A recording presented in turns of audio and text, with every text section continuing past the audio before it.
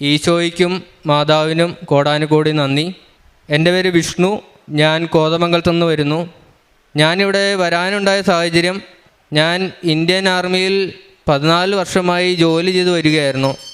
അപ്പോൾ എനിക്ക് അതിലൊരു നല്ല പോസ്റ്റിലേക്ക് കയറി നന്നോളം ജോലി ചെയ്യണം, അങ്ങനെയൊക്കെ ഒത്തിരി സ്വപ്നത്തോടു കൂടിയാണ് ഞാൻ ആർമിയിൽ കയറിയത്. പക്ഷെ എനിക്ക് ആ പോസ്റ്റ് അത്രയും നാളായിട്ട് എനിക്ക് കിട്ടിയില്ല. പിന്നെ എനിക്കൊരു ഭയങ്കര ബുദ്ധിമുട്ടായിപ്പോയി. പിന്നെ ഒരു സർവീസ് ചെയ്യാനും എനിക്ക് ഒന്നുമില്ലാത്തൊരു അവസ്ഥയായിരുന്നു. എനിക്ക് സാലറിയിലാണെങ്കിലും എനിക്കൊരു ഉയർച്ച ഉണ്ടായില്ല അത് കിട്ടാത്തതുകൊണ്ട്. അപ്പോൾ ഞാൻ അങ്ങനെ ഒരു ബുദ്ധിമുട്ടിലൊക്കെ നാട്ടിലിങ്ങനെ നടക്കുമ്പോഴാണ്, അപ്പോൾ ഇഷ്ടംപോലെ കടങ്ങളും ഉണ്ട്. അപ്പോൾ ഞാൻ അങ്ങനെ നാട്ടിൽ നടക്കുമ്പോഴാണ് എൻ്റെ ഒരു സുഹൃത്ത് എന്നെ ഞാൻ പരിചയപ്പെടണേ. അപ്പോൾ ആ സുഹൃത്ത് എന്നോട് ചോദിച്ചു, എനിക്ക് ഒരു എക്സാം ഉണ്ട്, എനിക്കൊരു പള്ളിയിലൊന്ന് പോകണമായിരുന്നു, അത് ആലപ്പുഴയുള്ളൊരു പള്ളിയാണ്, അപ്പോൾ എൻ്റെ കൂടെ ഒന്ന് വരാമെന്ന് ചോദിച്ചു. അപ്പോൾ എനിക്ക് അത്രയും നാൾ ഞാൻ അമ്പലത്തിലൊന്നും പോകണില്ല. അപ്പോൾ ഇങ്ങനെ എൻ്റെ ഒരു കാര്യങ്ങൾ നടക്കാത്തതുകൊണ്ട് ഞാൻ അമ്പലത്തിലും പോകണില്ല, പ്രാർത്ഥിക്കൊന്നും വേണ്ട, അങ്ങനെ ചിന്താഗതി നടക്കുമായിരുന്നു. അപ്പോൾ ഈ സുഹൃത്തിനെ എനിക്കെന്തോ നല്ലോണം എനിക്കങ്ങ് ഇഷ്ടമായി. അത് നല്ലൊരു സഹകരണമായിരുന്നു ഈ സുഹൃത്തായിട്ട്. അദ്ദേഹം ആ സുഹൃത്ത് കൂടെ ഇല്ല, അതുകൊണ്ട് ഞാൻ പേര് വെളിപ്പെടുത്തണം, പിന്നെ ഒരു ദിവസം ഞാൻ സാക്ഷ്യം പറയും. അപ്പോൾ അങ്ങനെ ആ സുഹൃത്തിൻ്റെ കൂടെ ഞാനിവിടെ പള്ളിയിൽ വന്ന് ഞാനിവിടെ മുട്ടുകുത്തി ഞാനും പ്രാർത്ഥിക്കുന്നുണ്ട്. അപ്പോൾ എല്ലാവരും ഇതുപോലെ തന്നെ മൈക്ക് എടുത്ത് ഇവിടെ പല സാക്ഷ്യങ്ങളും പറയുന്നുണ്ട്. പക്ഷെ എനിക്ക് അന്നേരം എന്താണെന്നൊന്നും മനസ്സിലായി. കൃപാസനം എന്നുള്ള ബോർഡ് പോലും ഞാൻ വായിച്ചിട്ടില്ലെന്ന്. അപ്പോൾ ഞാനിവിടെ വന്ന് ജസ്റ്റ് പ്രാർത്ഥിച്ച വണ്ടിയെടുത്ത് ഞങ്ങൾ രണ്ടുപേരും പോയി. തിരിച്ച് ഞാൻ ലീവ് കഴിഞ്ഞ് യൂണിറ്റിലോട്ട് പോയി. യൂണിറ്റിൽ ചെന്ന് ഞാനിങ്ങനെ ഇരിക്കുമ്പോൾ എനിക്ക് ഈ യൂട്യൂബിലെ സാക്ഷ്യങ്ങൾ എനിക്ക് വാട്സപ്പ് ത്രൂ എനിക്ക് ഇട്ട് തരുവാണ്. ഈ സാക്ഷ്യങ്ങൾ കേട്ടപ്പോൾ എനിക്കങ്ങ് വല്ലാത്ത സങ്കടമായി. എനിക്കിപ്പോൾ എത്രയും പെട്ടെന്ന് മാതാവിൻ്റെ അടുത്ത് വന്നെന്നും ഉടമ്പടി എടുക്കണം എന്നൊക്കെ എനിക്ക് വലുതായ ഒരു ആഗ്രഹം എനിക്ക് തോന്നി. അപ്പോൾ ലീവ് കഴിഞ്ഞ് പോയാൽ നമുക്കൊരു ഇത്ര മാസങ്ങൾ കഴിയാണ്ട് നമുക്ക് ലീവ് തരത്തില്ല വീണ്ടും. അപ്പോൾ ഞാൻ മാതാവിൻ്റെ അടുത്ത് വന്നൊരു നോയമ്പെടുത്തു. ഞാൻ വന്ന് ഉടമ്പടി എടുക്കുന്നവരെ ഞാൻ ഇറച്ചി മീനും കഴിക്കില്ല. അതുപോലെ തന്നെ ഞാൻ നാട്ടിൽ വന്നാൽ എനിക്ക് പെട്ടെന്ന് ലീവ് മേടിച്ചു കഴിഞ്ഞ് ഞാൻ മാതാവിനെ കോതമംഗലത്ത്, അതായത് 80 കിലോമീറ്ററിന് മേളിൽ ദൂരമുണ്ട്, ഞാൻ കോതമംഗലത്ത് നിന്ന് മാതാവിനെ നടന്ന് വന്ന് ഞാൻ ഉടമ്പടി എടുക്കും. അപ്പോൾ മാതാവ് എനിക്ക് അതിനുവേണ്ടി ലീവ് എനിക്ക് മേടിച്ചു തന്നെന്ന് പറഞ്ഞു. ഇത് പറഞ്ഞു കഴിഞ്ഞ് ഒരു മാസമായില്ല, അതിനു മുമ്പ് എനിക്ക് അടുത്ത മാസത്തേക്ക് ലീവ് സാങ്ഷൻ ആവുകയാണ്. അങ്ങനെ ഞാൻ അപ്പോൾ വഴിയിൽ കുറേ പ്രശ്നങ്ങളുണ്ട്. ടിക്കറ്റ് എടുക്കുമ്പോൾ കാശ്മീരിലാണ് ഞാൻ അന്നേരം. കാശ്മീരിൽ അപ്പോൾ വരുമ്പോൾ ഫ്ലൈറ്റ് ത്രൂ വേണം നമുക്ക് വരാൻ. അപ്പോൾ അന്ന് ഈ മന്തിൻ്റെ ആയതുകൊണ്ട് പൈസയ്ക്ക് ഇച്ചിരി ബുദ്ധിമുട്ടൊക്കെ ഉണ്ടായിരുന്നു. അപ്പോൾ അങ്ങനെ ഫ്രണ്ട് വഴി, അപ്പോൾ അതെല്ലാം മാതാവ് വഴി ഒരുക്കി തരണം. പൈസ തന്നു, ടിക്കറ്റ് എടുപ്പിച്ച് തന്നു. ഞാനിവിടെ വന്നു. ഞാൻ എൻ്റെ കോതമംഗലത്തു നിന്ന് നടക്കുവാണ്. കോതമംഗലത്ത് നിന്ന് നടക്കുമ്പോൾ വെച്ചാൽ നല്ല ദൂരമുണ്ട്. അപ്പോൾ ഞാൻ ആർമിയിലൊക്കെ പല ട്രെയിനിങ്ങും കാര്യങ്ങളൊക്കെ ചെയ്തിട്ടുണ്ട്. പക്ഷേ അതിലൊക്കെ എനിക്ക് കാലിനൊക്കെ വേദന എടുത്ത് തുടങ്ങി. പക്ഷേ ഞാൻ ഈ പ്രത്യക്ഷ പ്രാർത്ഥനയും അതുപോലെ സർവശക്തനായ പിതാവ് വിശ്വാസ പ്രമാണവും സർവസ്വനായ പിതാവ് ഇതെല്ലാം ചൊല്ലി ഞാൻ പ്രാർത്ഥിച്ചാണ് നടക്കണേ. അത് നടന്ന് എനിക്ക് രാത്രിയൊക്കെ എനിക്ക് ഉറക്കം വരുന്നുണ്ട്. നടക്കുമ്പോൾ വരെ എനിക്ക് ഉറങ്ങിപ്പോണ്ട്. പക്ഷെ ഞാനിങ്ങനെ ഉറങ്ങിപ്പോയാലും ഞാൻ ഇടയ്ക്ക് ഞാൻ കണ്ണു തുറക്കുമ്പോൾ ഞാൻ വലിയൊരു കുഴിയുടെ വന്നെ എന്നെ ആരോ പിടിച്ചു നിർത്തിയാലൊക്കെ എനിക്ക് അനുഭവം ഉണ്ടായിട്ടുണ്ട്. അപ്പോൾ അന്ന് എനിക്ക് മനസ്സിലായി അമ്മ എന്നെ ഇവിടെ കൊണ്ടുവരുന്ന അമ്മയാണ്, മാതാവാണ് എന്നെ ഇവിടെ കൊണ്ടുവരുന്നത്. ഞാൻ വന്ന് ഉടമ്പടി എടുത്ത് വീണ്ടും ലീവ് കഴിഞ്ഞ് തിരിച്ചു പോയി. ഞാൻ എല്ലാ കാര്യങ്ങളും പാലിക്കേണ്ടത് കൃത്യമായിട്ട് എല്ലാം പാലിച്ചാണ് ഞാൻ ഉടമ്പടിയിലൂടെ നടന്നത്. എനിക്ക് രാവിലെ ഇവിടെ പറഞ്ഞ കാര്യങ്ങൾ എത്രയും ചെയ്യും. അപ്പോൾ എത്ര ദിവസം പ്രാർത്ഥനയൊന്നും ഇല്ലാണ്ടിരുന്ന ഞാൻ പെട്ടെന്ന് ബൈബിൾ വായന, പ്രാർത്ഥന, ഇതിലേക്ക് എല്ലാം ഇൻവോൾവ് ആവുകയാണ്. അതൊക്കെ മാതാവിൻ്റെയും കർത്താവിൻ്റെയും ഇടപെടലാണ് അതിൻ്റെ അകത്തെ. അപ്പോൾ ഞാൻ എൻ്റെ ലീവ് കഴിഞ്ഞു തിരിച്ചു പോയി. എന്നിട്ട് എൻ്റെ കാര്യങ്ങളൊന്നും അങ്ങോട്ട് നീങ്ങുന്നില്ല. ഇപ്പോൾ എൻ്റെ കടങ്ങൾ ഇഷ്ടം പോലെ ഉണ്ട്. അപ്പോൾ ആ കാര്യങ്ങൾ നടന്നിട്ടില്ല. വേറെ എങ്ങോട്ടേലും ജോലിക്ക് വെക്കണം, വേറെ പോസ്റ്റിംഗ് കിട്ടുമോ. അപ്പോൾ ഞാൻ ഇങ്ങനെ എനിക്ക് വിദേശത്തൊരു ജോലിക്ക് വേണ്ടി ചെയ്യണമെന്നുണ്ടായിരുന്നു. പക്ഷേ അത് സാധ്യമല്ല.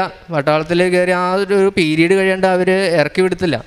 അപ്പോൾ ഞാനിങ്ങനെ മാതാവിൻ്റെ അടുത്ത് ഇങ്ങനെ നിയോഗത്തിൽ സമർപ്പിച്ചിട്ടുണ്ടായിരുന്നു, എനിക്ക് വിദേശത്തൊരു ജോലി ശരിയാക്കി തരണം. ഞാനങ്ങനെ പ്രാർത്ഥിച്ചുകൊണ്ടിരുന്നു. പിന്നെ നാട്ടിൽ വരുമ്പോഴാണെങ്കിലും ഞാൻ പത്രം കൊടുക്കാനൊക്കെ ആയിട്ട് പോവും.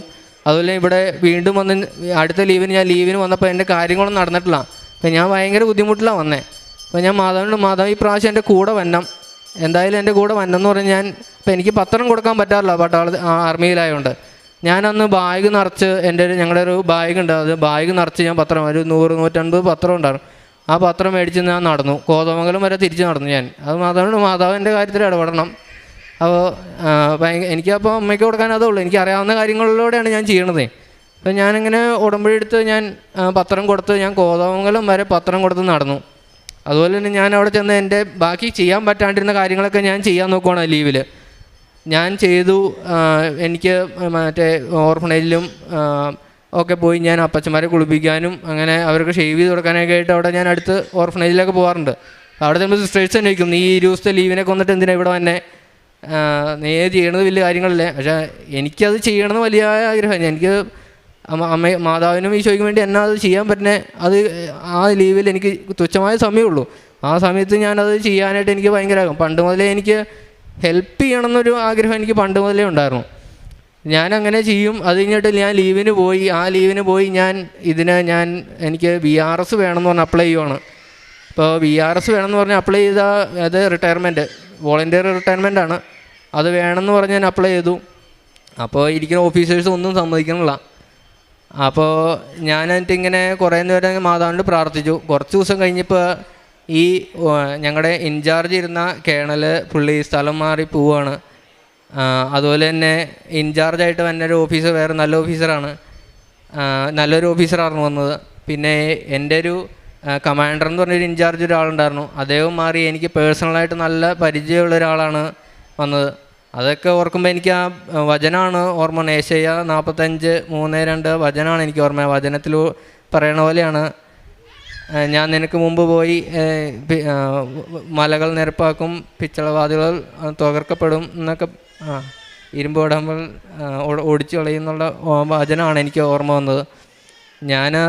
ഇപ്പോൾ എനിക്ക് മനസ്സിലായി മാതാവ് ശക്തമായിട്ട് ഇടപെടുന്നുണ്ടെന്ന്. അപ്പോൾ ഞാൻ മാതാവിനോട് ചോദിച്ചു, ഞാൻ ഇനി VRS എടുത്ത് എൻ്റെ കാര്യങ്ങൾ ചെയ്താൽ ഞാൻ എങ്ങോട്ട് പോകണം, ഞാൻ ഏത് രാജ്യത്തോട്ട് പോകണമെന്നൊന്നും എനിക്കൊരു ഐഡിയ ഇല്ല. ഞാനിപ്പോൾ കുറച്ച് രാജ്യങ്ങളിങ്ങനെ നോക്കി, ജോലി സാധ്യതകളൊക്കെ ഉള്ള രാജ്യങ്ങളൊക്കെ നോക്കി ഞാനിങ്ങനെ മാതാവിനെ വച്ച് പ്രാർത്ഥിച്ചു.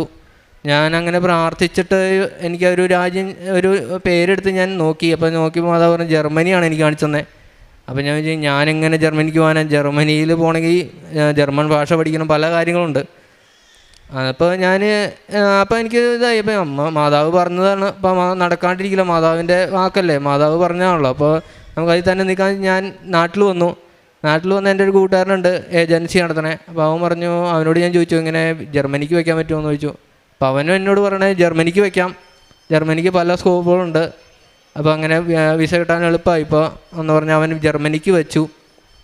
ഞാനങ്ങനെ ജർമ്മനിക്ക് വിസ ചെയ്തു. എൻ്റെ VFSലേക്ക് പോയി, ബാംഗ്ലൂർ പോയി വിസയ്ക്ക് അപ്ലൈ ചെയ്തു. വിസയ്ക്കൊക്കെ അപ്ലൈ ചെയ്യാൻ എനിക്ക് ഡേറ്റ് എടുക്കണമായിരുന്നു ആദ്യമേ. അപ്പോൾ ഡേറ്റ് എന്ത് ചെയ്താൽ കിട്ടുന്നില്ലായിരുന്നു. ഡേറ്റ് കിട്ടില്ലാണ്ടായപ്പോൾ അവനും വിഷമമായി. ഇപ്പോൾ ഈ ജർമ്മനിക്ക് ഡേറ്റ് കിട്ടുന്നില്ല, യുദ്ധമൊക്കെയാണ്, ഡേറ്റ് കിട്ടുന്നില്ല, എന്ത് ചെയ്യുന്ന. അപ്പോൾ അവനും വിഷമമായി, എന്നോട് പറഞ്ഞു പോവുകയും ചെയ്തു. അത് കഴിഞ്ഞ് ഞാനിവിടെ വന്ന് മാതാവിൻ്റെ അടുത്ത് ഒരു ദിവസം വന്ന് പ്രാർത്ഥിച്ച്, ഞാനിവിടെ വന്ന് മുട്ടുകുത്തി മാതാവിൻ്റെ ഇവിടെ പ്രാർത്ഥിക്കുന്ന സമയത്ത് എൻ്റെ ഫോണ് എൻ്റെ സുഹൃത്തിൻ്റെ കയ്യിലായിരുന്നു. എൻ്റെ ഫോണിലേക്ക് ബെല്ലടിക്കുന്നുണ്ട്, അവൻ്റെ കോളായിരുന്നു. അതായത് ജർമ്മനിക്കുള്ള ഡേറ്റ് ഓപ്പൺ ആയിട്ടുണ്ട്, ഡേറ്റ് എടുക്കണം എന്ന് പറഞ്ഞ് കോള് വന്നതാണ്. ഞാൻ തിരിച്ച് ഇറങ്ങി ഡേറ്റ് ചോദിച്ചു, എന്നാ ഡേറ്റ് എടുക്കാൻ പറ്റുന്നതെന്ന് ചോദിച്ചു. ഞാൻ പറഞ്ഞു 8-ാം തീയതി, ഏപ്രിൽ 8-ാം തീയതി ഉള്ളൂ. അപ്പോൾ 8-7 ഭയങ്കര പ്രാധാന്യമുള്ള ഡേറ്റാണ്. അപ്പോൾ മാതാവിൻ്റെ ഒരു ബർത്ത്ഡേ ആണെന്ന് 8-ാം തീയതി, ആ ഒരു ഇതാണ്. അപ്പോൾ ഞാൻ 8-ാം തീയതി ഇപ്പോൾ എനിക്ക് മനസ്സിലായി മാതാവ് തന്നെ ഒരു ഡേറ്റാണ്. അങ്ങനെ ഞാൻ ബാംഗ്ലൂർ പോയി, VFSയിലൊക്കെ പോകുമ്പോൾ എനിക്ക് ശക്തമായിട്ട് ഈ ഇതുണ്ട്, പല ദേഷ്യവും അതൊക്കെ വരുന്നുണ്ട്. അപ്പോൾ പിശാച് കയറി കളിക്കണ്ടേ. അപ്പോൾ ഞാൻ പെട്ടെന്ന് വീട്ടിൽ അമ്മയെ വിളിച്ചിട്ടുണ്ട്, പ്രാർത്ഥിക്കണം, എനിക്ക് നല്ല ദേഷ്യമൊക്കെ ഉണ്ട്, എന്നെ VFSയിലൊന്നും പറ്റില്ല. അപ്പോൾ ഞാൻ ശരിക്കും കൊന്തയൊക്കെ ചൊല്ലി പ്രാർത്ഥിച്ച് ഞാൻ അവിടെ ഉള്ള പള്ളി കയറി കുർബാനയെ കൂടിയിട്ടാണ് ഞാൻ VFSയിൽ പോയി VFSന് വെച്ചത്. അങ്ങനെ ഞാൻ അവിടെ നിന്ന് VFS അപ്ലൈ ചെയ്തത്. ഞാൻ തിരിച്ച് വീട്ടിൽ വന്ന് ഞാൻ അന്ന് ദിവസം രാത്രി ഒന്നും ഉറങ്ങിയിട്ടുണ്ടായിരുന്നു. അപ്പോൾ ഞാൻ പകൽ കിടന്നുറങ്ങിയപ്പോൾ ഞാനൊരു സ്വപ്നം കാണുവാണ്. ഞാൻ അവിടെ കോതമംഗലത്ത് കുർബാന വിടാനൊക്കെ ആയിട്ട് പോകാറുന്ന പള്ളിയിൽ യേശുക്രിസ്തു ഇങ്ങനെ, അതായത് യേശുക്രിസ്തു ഉയർത്തെഴുന്നേക്കണ ആ ഫോട്ടോയാണ് എനിക്കിങ്ങനെ വന്നുകൊണ്ടിരിക്കുകയാണ്. ഒരു തീഗോളം പോലെ ഇങ്ങനെ ചുറ്റിയിട്ട് അതിൻ്റെ അകത്ത് യേശുക്രിസ്തു ഇങ്ങനെ വന്നുകൊണ്ടിരിക്കുകയാണ്. അത് കഴിഞ്ഞ് ഞാൻ ഇപ്പുറത്തേക്കടെ ആ പള്ളിയുടെ സൈഡിലാണ് നിൽക്കണേ. പള്ളിയുടെ സൈഡിൽ നിൽക്കുമ്പോൾ ജോസഫ് അച്ഛൻ അതിലെ നടന്നു വന്നു. ജോസഫ് അച്ഛൻ്റെ അടുത്ത് ഞാനിങ്ങനെ കാര്യങ്ങളൊക്കെ പറയുന്നുണ്ട്, അച്ഛാ ഞാനിങ്ങനെ വിശക്ക് വെച്ചേക്കാണ്. അപ്പോൾ അച്ഛൻ നീ ജർമ്മനിക്ക് പോകണോ അങ്ങനെയൊക്കെ ചോദിച്ചിങ്ങനെ സംസാരിക്കണൊക്കെ ഉണ്ട്. അപ്പോൾ എനിക്ക് എന്നാന്നും മനസ്സിലായില്ല. അത് കഴിഞ്ഞ് ഞാനിങ്ങനെ VFSൽ ഇത് വെച്ചു. എന്ത് ചെയ്തിട്ട് എൻ്റെ കുറച്ച് പ്രോബ്ലം വന്നു ഇതിൻ്റെ ഇടയ്ക്ക്. എൻ്റെ ഒരു ഡേറ്റിൻ്റെ സംബന്ധമായ ഡേറ്റ് എടുക്കാനായിട്ടും എൻ്റെ ഒരു സർട്ടിഫിക്കറ്റിൻ്റെയൊക്കെ ഒരു പ്രോബ്ലം വന്നായിരുന്നു. അതപ്പോൾ ഞാൻ വിചാരിച്ചു അത് ഞങ്ങൾ ക്ലിയർ ചെയ്ത് കൊടുത്തപ്പോൾ അവർ പറഞ്ഞാൽ മെയ് 5-ാം തീയതിക്കുള്ളിലാണ് നടക്കുകയുള്ളൂ എന്നാണ് എൻ്റെ അടുത്ത് പറഞ്ഞത്. അപ്പോൾ ഞാൻ പറഞ്ഞു ഞാൻ മെയ് 7-ാം തീയതി ഇവിടെ വന്ന് സാക്ഷ്യം പറയണം എന്ന് കർത്താവിൻ്റെ അടുത്ത് പറഞ്ഞിട്ടുണ്ടായിരുന്നു. അതുപോലെ തന്നെ അച്ഛൻ പറയാറുണ്ട് എപ്പോഴും സാക്ഷ്യം പറയാത്തവർ ഉടമ്പടിയിൽ നേരെയല്ല, അവരുടെ ഉടമ്പടി ശരിയല്ലാത്തതുകൊണ്ടാണ്. അപ്പോൾ എനിക്കത് ശരിക്കും ചങ്കി കുത്താറുണ്ട് അച്ഛൻ പറയണത്. അച്ഛൻ എൻ്റെ ഉടമ്പടി ഞാൻ അത്രയും തെറ്റിച്ചിട്ടാണല്ലോ മാതാവ് ഇടപെടാത്തത്. അപ്പോൾ അപ്പോൾ ഞാൻ കർത്താവിൻ്റെ അടുത്ത് പറയും ഞാൻ ഇപ്പോൾ കള്ളനാണോ, ഉടമ്പടി കള്ളത്തരം കാണിച്ചുകൊണ്ടാണോ, എനിക്ക് പല പ്രശ്നങ്ങളും വന്നിട്ടുണ്ട്. അപ്പോൾ ഞാൻ ശ്രമിച്ചിട്ടുണ്ട്, മാറ്റാനായിട്ട് പരമാവധി ശ്രമിക്കാറുണ്ട്. ഞാൻ എപ്പോഴും മനസ്താപ പ്രാർത്ഥനയൊക്കെ ചൊല്ലി പ്രാർത്ഥിക്കും. ഇപ്പോൾ എനിക്ക് ദേഷ്യം വന്നിട്ടുണ്ടെങ്കിൽ ദേഷ്യപ്പെട്ടിട്ട് ഞാൻ അന്ന് മനസ്താപ പ്രാർത്ഥനയിലും അത് ഞാൻ മനസ്താപ പ്രാർത്ഥന തന്നെ എനിക്ക് കാണാപ്പാടായി ചൊല്ലി. അത് കഴിഞ്ഞ് ഞാനങ്ങനെ ഇരിക്കുമ്പോഴാണ് അങ്ങനെ അച്ഛൻ്റെ അടുത്ത് പ്രാർത്ഥിച്ചു. അപ്പോൾ ഞാൻ ഇങ്ങനെ ഇരിക്കുമ്പോൾ എനിക്ക് തോന്നി ബാംഗ്ലൂർക്ക് പോകാമെന്ന്. അപ്പോൾ ബാംഗ്ലൂർ ഒരു ജോലിക്ക് ശരിയായിട്ടുണ്ടായിരുന്നു. അപ്പോൾ ഞാൻ അതുവരെ വിസ വരുന്നവരെ ജോലിക്ക് വേണ്ടിയിട്ട് ബാംഗ്ലൂർക്ക് പോകാമെന്ന് ചോദിച്ചു. അങ്ങനെ ബാംഗ്ലൂർക്ക് പോകാമെന്ന് വിചാരിച്ചിരിക്കുമ്പോഴാണ് എനിക്ക് മനസ്സിൽ തോന്നിയത് നമ്മൾ പ്രേക്ഷിതവേല കുറേ ആയിട്ട് എനിക്ക് ഒന്നും ചെയ്യാൻ പറ്റിയിട്ടില്ല. ഞാൻ വിചാരിച്ചു മാതാവിൻ്റെ അടുത്ത് കുറച്ചൊന്ന് ശുശ്രൂഷകൾക്കായിട്ട് വന്ന് നിൽക്കാം എന്നൊക്കെ വിചാരിച്ച് ഞാൻ ഇങ്ങനെ മാതാവിൻ്റെ അടുത്തേക്ക് ഒരു 5 ദിവസം എങ്ങനെയും നിന്നിട്ട് പിന്നെ ബാംഗ്ലൂർക്ക് പോകാമെന്ന് ചോദിക്കുകയാണ്. ഞാൻ 5 ദിവസത്തേക്ക് വന്നാൽ ഞാൻ ഇന്ന് വരെ ഇപ്പോഴും ഞാൻ ഇവിടെയാണ് നിൽക്കണേ. എൻ്റെ മാതാവ് വിട്ടില്ല. ഞാനിവിടെ വന്ന് കുറേ ധ്യാനവും ഇവിടെ ശുശ്രൂഷകൾക്കൊക്കെ പത്രം മടക്കാനും അങ്ങനെ കുറേ കാര്യങ്ങളൊക്കെ കൂടാൻ പറ്റി. ഇവിടെ വന്ന് നിൽക്കുമ്പോൾ തന്നെ നമുക്ക് ഭയങ്കര മനസ്സിലാവും. ഞാൻ ഭയങ്കര വിഷമിച്ചൊക്കെ ആയിരുന്നു വന്നേ. പക്ഷെ ഇവിടെ വന്നിട്ട് നമുക്ക് തിരിച്ചു പോകാൻ തോന്നുന്നില്ല. നമുക്ക് ഭയങ്കര സന്തോഷമാണ്. മാതാവ് നമ്മളെ ക്രമീകരിക്കുകയാണ് ഉടമ്പടിയിലെ എല്ലാ കാര്യങ്ങളും. പിന്നെ ഇവിടെ വന്ന് ദേഷ്യപ്പെടാനോ അങ്ങനെ ഒന്നും തോന്നിയില്ല. എനിക്ക് ഭയങ്കര ഒരു മാറ്റം. ശരിക്കും ഇവിടെ രാവിലെ വൈകിട്ട് കുർബാനയുണ്ട്, കുർബാന ഇടാം, കൊന്തയെല്ലാം. അതുപോലെ ഇവിടെ വന്നാണ് ഞാൻ തന്നെ 1000 മണി ജപമാലയൊക്കെ ചൊല്ലിയത്. ഞാനും എൻ്റെ ഒരു ഇവിടെ തന്നെ മാതാവ് എനിക്ക് വേറൊരു സുഹൃത്തിനെ തന്നു. അത് മാതാവിൻ്റെ ഒരു ഇടപെടലാണ്. അപ്പോൾ ഞാൻ പോകാമെന്ന് വെച്ചാൽ അവൻ പറയടാ നിൽക്ക് എന്ന് പറയും. അപ്പോൾ അത് മാതാവ് എന്നെ ഇവിടെ പിടിച്ചു നിർത്തണതാണ്. അപ്പോൾ അത് കഴിഞ്ഞ് ഞാൻ വന്ന് പ്രാർത്ഥിച്ചൊക്കെ ഇങ്ങനെ ഇരിക്കുമ്പോൾ അച്ഛൻ ഒരു ദിവസം ധ്യാനത്തിൽ പറയാണ്ട് അച്ഛനൊരു വചനം പറയുന്നുണ്ട്. അച്ഛന് ഏറ്റവും ഇഷ്ടപ്പെട്ട വചനം മർക്കോസ് 16:20 പറയുന്നുണ്ട്. അതായത് കർത്താവിൻ്റെ ഇടപെടലും കർത്താവ് നമ്മളോട് സഹകരിക്കുകയും വചനവും സാക്ഷ്യവും നൽകി നമ്മുടെ കൂടെ പ്രവർത്തിക്കുകയും ചെയ്തു എന്നുള്ളൊരു വചനമാണ്. അപ്പം ഞാൻ അങ്ങനെ കർത്താവിനോട് സംസാരിച്ചു. എനിക്കും കർത്താവിനെ മറ്റുള്ളവർക്ക് പകുത്തു നൽകുകയും ചെയ്യണം. അതുപോലെ തന്നെ എനിക്കും പ്രേക്ഷിത പ്രവർത്തനമൊക്കെ ചെയ്യണം. അപ്പോൾ കർത്താവിൻ്റെ സഹകരണം വേണമെന്ന് പറഞ്ഞ് ഞാൻ പ്രാർത്ഥിച്ചു. അങ്ങനെ 2 ദിവസം പ്രാർത്ഥിച്ച് ഞാൻ കുറച്ച് ദിവസം കഴിഞ്ഞപ്പോൾ എനിക്കൊരു വചനം കിട്ടുകയാണ്. അപ്പോസ്തല പ്രവർത്തനം 14:3. അതിൻ്റെ അകത്തും കർത്താവ് പറയണ ഇതാണ്, ഞാൻ അവരോടുകൂടി സഹകരിക്കുകയും അവർക്ക് അനുഗ്രഹവും നൽകുകയും അടയാളങ്ങൾ നൽകുകയും ചെയ്തു എന്ന് പറഞ്ഞൊരു വചനമാണ്. ആ പ്രാർത്ഥന ചൊല്ലി ഞാൻ താഴെ ഇറങ്ങി വന്ന് ഞാനിവിടെ ഉണ്ടായിരുന്നു. ഇവിടെ നിത്യാരാധന ചാപ്പലിരുന്നാണ് ഞാൻ കൊന്തവല്ലി ഇവിടെ വന്ന് താഴെ വന്ന് ഇറങ്ങുമ്പോൾ ജോസഫ് അച്ഛൻ അവിടെ ചിരിച്ചുകൊണ്ട് കൊന്തയൊക്കെ പിടിച്ച് നിൽക്കുവാണ്. ഞാൻ അച്ഛൻ്റെ അടുത്ത് നിന്ന് ബ്ലെസ്സിങ് മേടിച്ചു. അച്ഛന് കുറച്ച് നേരം എൻ്റെ അടുത്ത് ഇങ്ങനെ തലവെച്ചൊരു ബ്ലെസ്സിങ് മേടിച്ചു. അത് അപ്പോൾ ബൈബിളെടുത്ത് മെസ്സേജ് എടുത്തപ്പോൾ കറക്റ്റ് കർത്താവ് പറയണത് ഞാൻ ചോദിച്ച കാര്യം തന്നെയാണ്. ശരിക്കും കർത്താവ് എഴുതി തന്ന് വായിപ്പിച്ച പോലെ ആയിപ്പോയി എനിക്കത്. എനിക്ക് അന്ന് ഭയങ്കര സന്തോഷമായിരുന്നു. പിന്നെ അച്ഛൻ്റെ അടുത്തൊന്ന് അനുഗ്രഹണം കിട്ടിയപ്പോൾ പറയണ്ട, വല്ലാത്തൊരു സന്തോഷം തോന്നി. അത് കഴിഞ്ഞ് ഞാൻ ഇവിടെ നിന്ന് റൂമിൽ പോയി വൈകുന്നേരത്തെ പ്രാർത്ഥന ചൊല്ലുവാണ്. വൈകുന്നേരത്തെ പ്രാർത്ഥന ചൊല്ലിക്കൊണ്ടിരിക്കുമ്പോൾ ഞാൻ കണ്ണടച്ച് ഞാൻ പ്രാർത്ഥിക്കുമ്പോൾ എനിക്കൊരു കരിനീല കളർ ഒരു ഇതുപോലെ തോന്നി. അപ്പോൾ ഞാനതിൽ ശ്രദ്ധിച്ച് നോക്കിയപ്പോൾ ഒരു കുരിശ്. ആ കുരിശ് അത് കഴിഞ്ഞിട്ട് കുറച്ച് കഴിയുമ്പോൾ ഒരു പ്രകാശമായിട്ട് മാറി, ഒരു നീല പ്രകാശം. ആ നീല പ്രകാശം അത് കഴിഞ്ഞിട്ട് ഞാൻ കണ്ണ് തുറന്ന് നോക്കിയപ്പോൾ എനിക്ക് ഭിത്തിയിൽ കാണാം. അപ്പോൾ ഞാൻ നോക്കിയപ്പോൾ അത് മാതാവാണല്ലോ. അപ്പോൾ മാതാവിൻ്റെ ഇവിടെയുള്ള ഫോട്ടോയിലുള്ള മാതാവ് പോലെ നീല കളറിലുള്ള മാതാവ്. അപ്പോൾ ഞാൻ വിചാരിച്ചു മാതാവാണല്ലോ ഇത് എന്ന് വിചാരിച്ച് ഞാൻ അന്ന് പ്രാർത്ഥിച്ചു. പിന്നെ ഞാൻ കണ്ണ് ചിമ്മുമ്പോൾ അതങ്ങ് പോകും. അപ്പോൾ ഞാൻ വിചാരിച്ചു എനിക്ക് അപ്പോൾ അങ്ങനെ തോന്നിയായിരിക്കും ഇനി മാതാവിൻ്റെ ഫോട്ടോ കണ്ടുകൊണ്ടിരുന്നതുകൊണ്ടാണോ എന്നൊക്കെ ഞാൻ വിചാരിച്ചു. ഞാൻ പിറ്റേ ദിവസവും അങ്ങനെ പ്രാർത്ഥിക്കുമ്പോൾ ഞാൻ അതുപോലെ നല്ലോണം വിശ്വസിച്ച് കണ്ണടച്ച് പ്രാർത്ഥിച്ച് നോക്കുമ്പോൾ പിന്നെയും ആ നീല കളറിലെ കോളം വന്ന് പിന്നെ നോക്കുമ്പോൾ യേശുവിൻ്റെ രൂപമാണ്. അപ്പോൾ അതിൻ്റെ തോന്നുമ്പോൾ നീല കളറിലെ യേശുവാണ്. അപ്പോൾ നീല കളറിലെ മാതാവിനെയും നീല കളറിലെ യേശുവിനെയും ഞാൻ കാണുന്നത്.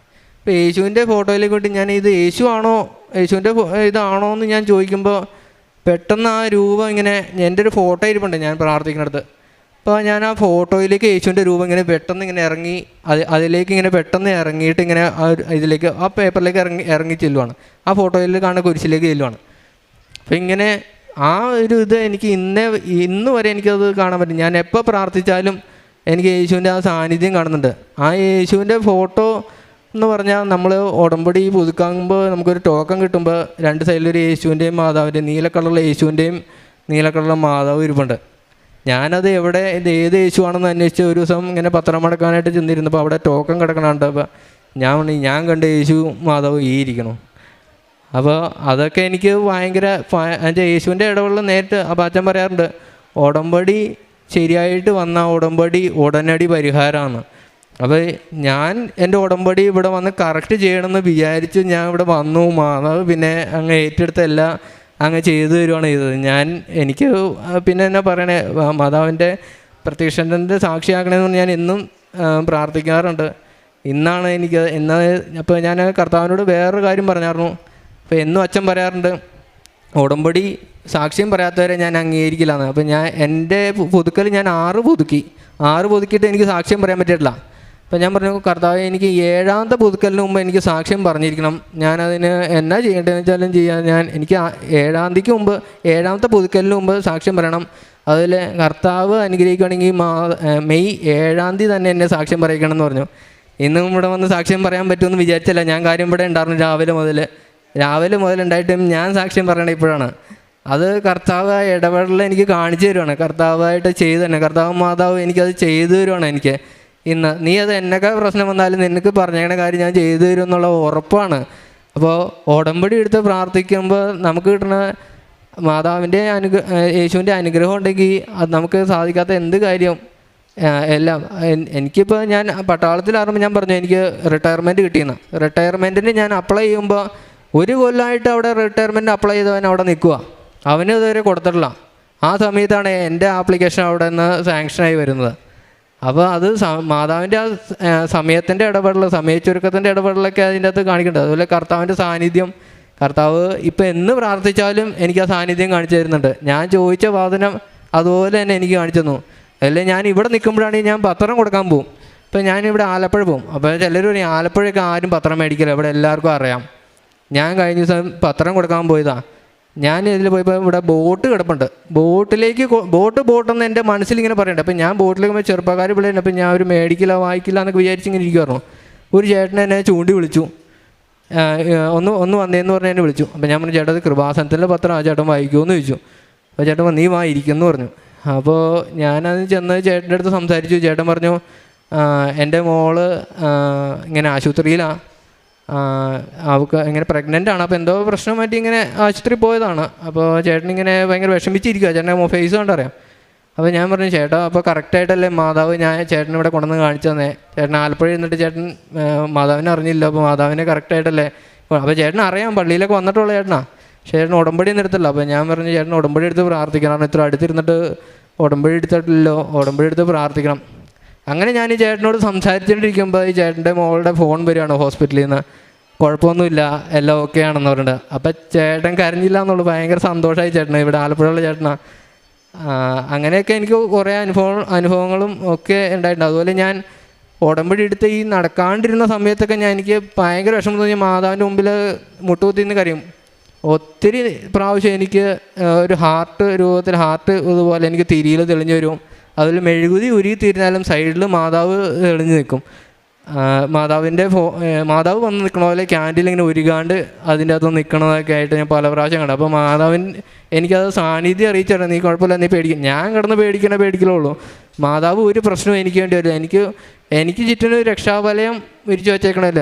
ഇന്നവരെ എനിക്കൊരു കുഴപ്പവും തോന്നിയിട്ടില്ല. ഇത്ര നാളായിട്ട് എനിക്കൊരു പ്രശ്നവും വന്നിട്ടില്ല. ഞാൻ കിടന്ന് പേടിക്കുകയുള്ളൂ. ഇപ്പോൾ എന്തെങ്കിലും ഇൻസിഡൻറ്റ് ഇനി എന്നാവണം ഞാൻ പേടിക്കണുള്ളൂ. പക്ഷേ ഇന്നേ വരെ ഒരു പ്രശ്നവും എന്നെ മേത്തോട്ട് തൊടാനോ ഒരു കാര്യങ്ങളോ. അതുപോലെ വണ്ടി ഓടിക്കുമ്പോൾ ചില ദിവസം രാത്രിയൊക്കെ വണ്ടി ഓടിക്കാറുണ്ട്. കണ്ണ് ഇവിടെ ധ്യാനത്തിന് വരുമ്പോഴാണ് ഞാൻ രാവിലെ എണീറ്റൊക്കെ പോരും. അപ്പോൾ വണ്ടി ഓടിക്കുമ്പോൾ എനിക്ക് നല്ല ഉറക്കം വരും. ഞാൻ പറയും, ഞാൻ എപ്പോൾ വണ്ടി എടുത്താലും തൈലം തൊട്ട് കുരിശ് വരച്ചിട്ടാണ് ഞാൻ വണ്ടി എടുക്കണേ. അപ്പോൾ ഞാൻ അതായത് നോക്കിക്കോളണം, എനിക്ക് ഉറക്കാൻ വേണ്ടി നോക്കിക്കോളണം എന്ന് പറയും. ചില സമയത്ത് ഞാൻ കണ്ണു ഉറക്കുമ്പോൾ ഫ്രണ്ടിൽ കൂടെ വണ്ടി പോകണം. അങ്ങനെയൊക്കെ എനിക്ക് സംഭവം ഉണ്ടായിട്ട് മാതാവ് ശരിക്കും വണ്ടി ഓടിക്കുന്നതിൽ കുറേ പ്രാവശ്യം എൻ്റെ ഇടപെട്ടിട്ടുണ്ട്. ഞാൻ എപ്പോൾ വണ്ടി എടുത്താലും കുരിശ് തൊട്ട് സ്റ്റിയറിംഗിൽ കുരിശ് തൊട്ട് തൈലം തൊട്ട് കുരിശ് തൊട്ടിട്ട് ഞാൻ വണ്ടി എടുക്കുകയുള്ളൂ. അതുപോലെ തന്നെ ഞാൻ എൻ്റെ VRS വേണ്ടി അപ്ലൈ ചെയ്തപ്പോഴൊക്കെ ഞാൻ കുരിശ് വെച്ചു, എന്ത് ഇതിന് പോയാലും. അതുപോലെ എൻ്റെ വീട് വേറെ ഒന്ന് പറഞ്ഞാൽ എൻ്റെ സാമ്പത്തിക പ്രശ്നം, എൻ്റെ വീട് വിൽക്കണം എന്നുണ്ടായിരുന്നു. ആ വീട് വിൽപ്പന ഞാൻ ഒപ്പിട്ട് പ്രാർത്ഥിച്ചു. അതുപോലെ വീട് മേടിക്കാൻ വന്ന ആളെ കണ്ടപ്പോൾ ഞാൻ അവർക്ക് എൻ്റെ കയ്യിൽ തൈലം എടുത്ത് പറ്റിയിട്ടാണ് ഞാൻ അദ്ദേഹത്തിന് ക്ഷയിക്കാൻ കൊടുത്തത്. അദ്ദേഹത്തിന് ആ വീട് ഭയങ്കരമായിട്ട് ഇഷ്ടപ്പെട്ടു. അദ്ദേഹം ആ വീട് മേടിക്കും, നല്ലൊരു വീടായിരുന്നു, അദ്ദേഹം മേടിക്കും. എനിക്ക് നല്ല വിലയ്ക്ക് വിൽക്കാനൊക്കെ അത് സാധിച്ചു. അപ്പോൾ സമയത്തിൻ്റെ ഇടപെടലും മാതാവിൻ്റെ ഇടപെടലും കൊണ്ടാണ് എനിക്കതൊക്കെ സാക്ഷിയാവാനും പറ്റിയത്. മാതാവിനും ഈശോയ്ക്കും ഒത്തിരി ഒത്തിരി ഒത്തിരി നന്ദി. ഇനിയും ഞാൻ സാക്ഷ്യം പറയും, ജീവിതകാലം മുഴുവൻ ഞാൻ ഈ ഉടമ്പടിയിൽ കണ്ടിന്യൂ ചെയ്യും. അതുപോലെ ഞാൻ ഈ മെയ് 27 ജർമ്മനിക്ക് പോവാണ്. എൻ്റെ വിസ വന്നിട്ടുണ്ട്. അപ്പോൾ ഈ 27 മെയ് 27 ടിക്കറ്റ് വന്നേണേ. അതുപോലെ വിസ വന്നിട്ടുണ്ട്.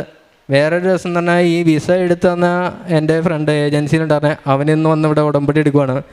അപ്പോൾ അവനും ഭയങ്കര വിശ്വാസമാണ്. അപ്പോൾ അവൻ്റെയും കുറേ കാര്യങ്ങളൊക്കെ നടക്കാണ്ടൊക്കെ ഇരുന്നായിരുന്നു. അവനും വന്ന് ഇവിടെ ഉടമ്പടി എടുക്കുന്നുണ്ട്. അപ്പോൾ അവനും എല്ലാവർക്കും, അതുപോലെ ഇവിടെയുള്ളവർക്കും മീഡിയയിലുള്ളവർക്കും അച്ഛനും ജോസഫ് അച്ഛനും സിസ്റ്റേഴ്സിനും ബാക്കിയുള്ള ഇവിടെയുള്ള സ്റ്റാഫിനും എല്ലാവർക്കും ദൈവത്തിൻ്റെ സഹകരണം ഉണ്ടാവട്ടെ, മാതാവിൻ്റെ ഇടപെടലുണ്ടാവട്ടെ എന്നും ഒക്കെ ഞാൻ പ്രാർത്ഥിക്കുന്നു. ഹോസിയ പ്രവാചകൻ്റെ പുസ്തകം 2-ാം അധ്യായം 14 മുതലുള്ള തിരുവചനങ്ങൾ അരുളി ചെയ്യുന്നു. ഞാൻ അവളെ വശീകരിച്ച് വിജനദേശത്തേക്ക് കൊണ്ടുവരും, അവളോട് ഞാൻ ഹൃദ്യമായി സംസാരിക്കും, അവിടെ വെച്ച് ഞാൻ അവൾക്ക് അവളുടെ മുന്തിരിത്തോട്ടങ്ങൾ നൽകും, ആഖോർ താഴ്വര ഞാൻ പ്രത്യാശയുടെ കവാടമാക്കും. ഇന്ന് വിഷ്ണു രവി ആർമി ജോലിയിൽ നിന്ന് ഇന്ത്യൻ ആർമിയിൽ ജോലി ചെയ്ത് 32 വയസ്സുള്ള ചെറുപ്പക്കാരൻ ഈ അൾത്താരയിൽ, അമ്മ പ്രത്യക്ഷപ്പെട്ട അൾത്താരയിൽ ദൈവത്തെ വാതോരാതെ വാഴ്ത്തിക്കൊണ്ട് തൻ്റെ ജീവിതത്തെ എങ്ങനെയാണ് ഇന്ന് ഈ അൾത്താരയിൽ ദൈവത്തിന് അർപ്പിക്കുന്ന ഒരു നൈവേദ്യമായിട്ട് തനിക്ക് സമർപ്പിക്കുവാൻ കഴിഞ്ഞത് എന്ന് വളരെ വ്യക്തമായിട്ട് നമ്മോട് പറഞ്ഞു. വിഷ്ണുവിന് യാതൊരു സംശയവുമില്ല, ഇനിയുള്ള എൻ്റെ ജീവിതം മുഴുവനും യേശുക്രിസ്തുവിന് വേണ്ടിയുള്ളതാണ്. ഇവിടെ ബഹുമാനപ്പെട്ട VP ജോസഫ് അച്ഛൻ പറയുന്നത് പോലെ ഈ ഒരു ആസ്തിഭദ്രതയുള്ള കൃപാസനത്തിൽ ഇവിടെ ജോസഫ് അച്ഛൻ നമുക്ക് പ്രാർത്ഥനയിലൂടെയും ബഹുമാനപ്പെട്ട അച്ഛൻ്റെ ജീവിതത്തിലൂടെയും ത്യാഗപൂർണമായ പ്രവർത്തനങ്ങളിലൂടെയുമൊക്കെ നേടിത്തന്ന ഒരാസ്തിഭദ്രതയുണ്ട്. അതോടൊപ്പം തന്നെ അഖണ്ഡ ജപമാല റാലികൾ, എത്രയോ ദശലക്ഷം പേര് പങ്കെടുക്കുന്ന ജപമാല റാലികൾ, ഇവിടെ വന്ന് ഓരോ ദിവസവും പ്രാർത്ഥിച്ചു പോകുന്ന ജപമാലകൾ, ഇവിടെ അർപ്പിക്കുന്ന ദിവ്യബലികൾ, ആരാധനകൾ, ഇതോടൊക്കെ ചേർത്താണ് ഇന്ന് വിഷ്ണുവും ഇവിടെ വന്നു നിന്ന് സാക്ഷ്യം പറയുമ്പോൾ തൻ്റെ ഒരു സാക്ഷ്യവും പങ്കുവയ്ക്കുക. അതുകൊണ്ടാണ് ഇവിടെ ഹോസിയ പ്രവാചകനിലൂടെ ദൈവം നമ്മോട് അരുളി ചെയ്യുന്ന വചനം, വിഷ്ണുവിനെ വശീകരിച്ച് കർത്താവ് ഇവിടെ കൊണ്ടുവന്നതാണ്. വിഷ്ണു ഇവിടെ വന്ന് പ്രാർത്ഥിച്ചിട്ട് പോയി. എന്നാൽ കുറച്ച് ദിവസങ്ങൾക്ക് ശേഷം സാക്ഷ്യങ്ങൾ കാണുമ്പോൾ വിഷ്ണുവിന് കാശ്മീരിൽ ഇരിക്കപ്പുറതിയില്ല, പെട്ടെന്ന് വരണം, ഉടമ്പടി എടുക്കണം. വിഷ്ണു അതിന് പലതരത്തിലുള്ള ത്യാഗപൂർണമായ പ്രവർത്തനങ്ങൾ ചെയ്യുന്നുണ്ട്. വിഷ്ണു പ്രത്യേകമായി തൻ്റെ ഭക്ഷണത്തിൽ അതിനനുസരിച്ചുള്ള ഒരു നിബന്ധനകളൊക്കെ, ഭക്ഷണം തനിക്ക് പലതും ഇഷ്ടപ്പെട്ടത് വേണ്ടാന്ന് വയ്ക്കുന്നു. അതുപോലെ അമ്മയോട് പറയുന്നു, അമ്മേ എനിക്ക് പെട്ടെന്ന് ലീവ് കിട്ടണം, ലീവ് കിട്ടിയാൽ ഞാൻ കോതമംഗലത്ത് നിന്ന് നടന്നു വന്ന് ഉടമ്പടി എടുക്കും. വിഷ്ണു അത് പാലിച്ചു. അതുകൊണ്ടാണ് പ്രിയപ്പെട്ടവരെ മത്തായിയുടെ വിശുദ്ധ സുവിശേഷത്തിൽ തിരുവചനം അരുളി ചെയ്യുന്നുണ്ട്, 5-ാം തിരുവചനം, സഹോദരങ്ങളെ മാത്രമേ നിങ്ങൾ അഭിവാദനം ചെയ്യുന്നുള്ളൂവെങ്കിൽ വിശേഷവിധിയായി എന്താണ് നിങ്ങൾ ചെയ്യുന്നത്? വിജാതീയരും അത് തന്നെ ചെയ്യുന്നില്ലേ? ഈ വിശേഷവിധിയായ ഒരു പ്രവർത്തനമാണ് ഈ ചെറുപ്പക്കാരൻ്റെ ജീവിതത്തിലുണ്ടായത്. കോതമംഗലത്ത് നിന്ന് നടന്നു വന്ന് ഉടമ്പടി എടുക്കുക. ഇത് വിഷ്ണുവാണ് പറയുന്നതെങ്കിൽ ഇതിനു മുമ്പ് സിസ്റ്റർ തന്നെ പറഞ്ഞിട്ടുള്ള ഒത്തിരിയേറെ സാക്ഷ്യങ്ങളുണ്ട്. തങ്ങളുടെ പ്രദേശത്ത് നിന്ന് നടന്നു വന്ന് ഉടമ്പടി എടുത്തിരിക്കുന്ന ചെറുപ്പക്കാരുടെ സാക്ഷ്യങ്ങൾ. അങ്ങനെ വിഷ്ണു തൻ്റെ വാക്ക് പാലിക്കുന്നു, ഇവിടെ വന്ന് ഉടമ്പടി എടുത്തു. വീണ്ടും ആ മകൻ ചെയ്ത ഓരോ കാര്യങ്ങൾ പറയുന്നു. അപ്പോൾ വിഷ്ണുവിൻ്റെ കൂടെ എങ്ങനെയാണ് കർത്താവ് സഞ്ചരിച്ചത്, അമ്മയെ എങ്ങനെയാണ് വിഷ്ണു പ്രിയപ്പെട്ട അമ്മയായി കരുതിയപ്പോൾ, തൻ്റെ പെറ്റമ്മയേക്കാൾ സ്വർഗീയ അമ്മയ്ക്ക് പ്രാധാന്യം കൊടുത്തപ്പോൾ ആ അമ്മ ഈശോയെ കൊടുക്കുകയാണ്. കാനായിലെ കല്യാണ വിരുന്നിൽ അവർക്ക് വീഞ്ഞില്ല എന്ന് പറഞ്ഞതുപോലെ, മോനെ വിഷ്ണുവിൻ്റെ ജീവിതം നോക്കിക്കേ, അവന് ഇതില്ല കേട്ടോ. അങ്ങനെ ഓരോന്നും VRS പോകുമ്പോൾ അവിടെ ഓഫീസേഴ്സ് മാറുന്നു, ഇവിടെ നിന്ന് ഉടമ്പടി എടുത്തു പോകുമ്പോൾ ഈ ചെറുപ്പക്കാരൻ അതൊക്കെയാണ് അനുഭവിക്കുക. കമാൻഡർ മാറുന്നു. അങ്ങനെ തനിക്ക് അവിടെ VRS കിട്ടുന്നതിനുള്ള സാഹചര്യങ്ങൾ ഒരുക്കുകയാണ് അമ്മ നമുക്ക് മുമ്പേ നടക്കുകയാണ്. അതുകൊണ്ട് തന്നെയാണ് വിഷ്ണു ഇവിടെ പറഞ്ഞതുപോലെ യെശയ്യാ 45:2-3 എല്ലാ ബന്ധനങ്ങളും എല്ലാ തടസ്സങ്ങളും അവിടെ മാറുകയാണ്. അങ്ങനെ വിഷ്ണു ഇന്ന് സന്തോഷവാനായിട്ട് നിൽക്കുന്നു. വീണ്ടും കൃപാസന പത്രം കൊടുത്ത ആ ത്യാഗം, തൻ്റെ ബാഗ് നിറയെ പത്രവും വാങ്ങിച്ച് ഈ ചെറുപ്പക്കാരൻ നടന്നു. അങ്ങനെ നടന്ന് പത്രം കൊടുക്കുകയാണ്, നടന്ന് പറഞ്ഞു കൊടുക്കുന്നു കോതമംഗലം വരെ. വീണ്ടും താൻ പത്രം കൊടുത്തപ്പോൾ മറ്റുള്ളവർക്കുണ്ടായ അനുഭവങ്ങൾ, ഈശോയും അമ്മയും എങ്ങനെ തനിക്ക് പ്രത്യക്ഷപ്പെടുന്നു, താൻ പ്രാർത്ഥിക്കുമ്പോൾ എങ്ങനെ തനിക്ക് ദൈവിക അനുഭവങ്ങൾ ഉണ്ടാകുന്നു, ഇതൊക്കെ സ്വപ്നമൊന്നുമല്ല പ്രിയപ്പെട്ടവരെ. ഇത് ഈ ചെറുപ്പക്കാരൻ്റെ ജീവിതത്തിൽ നടന്നത്. ഇന്ന് വിഷ്ണു ആണെങ്കിൽ ഇതിനു മുമ്പ് എത്രയോ പേര് പറഞ്ഞു കഴിഞ്ഞ സാക്ഷ്യങ്ങളാണ്. അതുകൊണ്ട് തന്നെ നമുക്ക് ഇതൊന്നും അതിശയോക്തിയല്ല. ഉടമ്പടി എന്ന് പറയുന്നത് അതൊരു ജീവിതമാണ്, ദൈവത്തോടൊത്തുള്ള ജീവിതം. ആ ജീവിതത്തിന് നാം വില കൊടുക്കുമ്പോൾ ദൈവം നമ്മെ തേടി വരും, നമ്മുടെ കൂടെ നടക്കും, തടസ്സങ്ങളൊക്കെ നമുക്ക് മാറ്റിത്തരും. അങ്ങനെ ദൈവത്താൽ വശീകരിക്കപ്പെട്ട് ഈ കൃപാസന അൾത്താരയിലേക്ക് വന്ന് ഇവിടെ പ്രേക്ഷിത ശുശ്രൂഷ ചെയ്ത് ഇന്ന് മെയ് 7 താൻ പറഞ്ഞതുപോലെ തന്നെ അമ്മ ഈ മകന് അവസരം കൊടുത്തു സാക്ഷ്യം പറയുവാനായിട്ട്. 27 ഈ മകൻ ഇവിടുന്ന് ജർമ്മനിയിലേക്ക് പോവുകയാണ്. എല്ലാറ്റിൻ്റെയും തടസ്സങ്ങൾ മാറി, വാതിലുകൾ തുറന്നു. ഈ ഉടമ്പടിയുടെ വാതായനങ്ങൾ നമുക്ക് മുമ്പിലും തുറന്നു കിടപ്പുണ്ട്. നാമും ഒന്ന് മനസ്സ് വയ്ക്കണം. ഉടമ്പടി എടുത്താൽ മാത്രം പോരാ, ഉടമ്പടി ജീവിക്കണം. നമുക്ക് കരങ്ങളടിച്ച് ദൈവത്തെ മഹത്വപ്പെടുത്താം. ഈശോയ്ക്കും അമ്മയ്ക്കും നന്ദി പറയാം.